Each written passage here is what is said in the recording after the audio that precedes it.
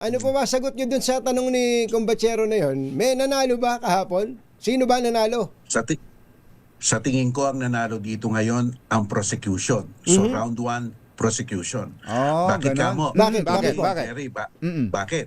Sapagkat bagamat na paunlakan yung kanilang request for arraignment, mag-plead ka nga guilty or guilty, sabi ni Chis Escudero, wag na lang sapagkat sumagot na, nahandoon na ang denial, napanatili nila ang political aspect ng impeachment. Yung hindi pagdadalo ni Vice President Sara Duterte. Kasi iyan rin ang mantra nila. Bakit hindi ka nag-appear sa isang institusyon na nag-iimbestiga sa'yo?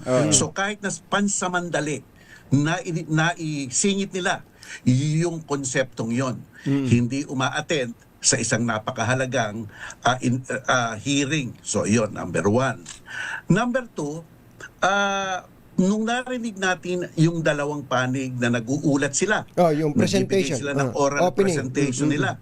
Si Congresswoman Luistro, sa siguro politician siya, naintindihan niya na itong yugtong ito, hindi pa presentasyon ng ebidensya.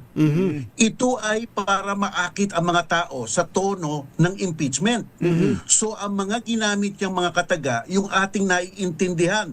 Sinabi niya halimbawa, walang presidente na may kaibigang hitman. Ngayon lang. Ano ang diferensya? Pati yung mga example niya, grassroots level. Kamukha binigay niya example ng barangay treasurer na nakasuhan sa comparable na maliit na halaga. So, iyon ang ginamit niya sa pagre-relay ng kanyang message. Pero yung kabila, para ngayon hindi ko na malaman kung ano yung matanda, kung ano yung sinabi niya kasi para siya nagle-lecture. Para siya nagle-lecture na para siyang profesor at ang mga katagang ginamit niya, shifting of the burden of evidence, yung mga locus standi, yung mga yung mga statement of action sa mga pangkaraniwang tao, baka mag-tune off yan.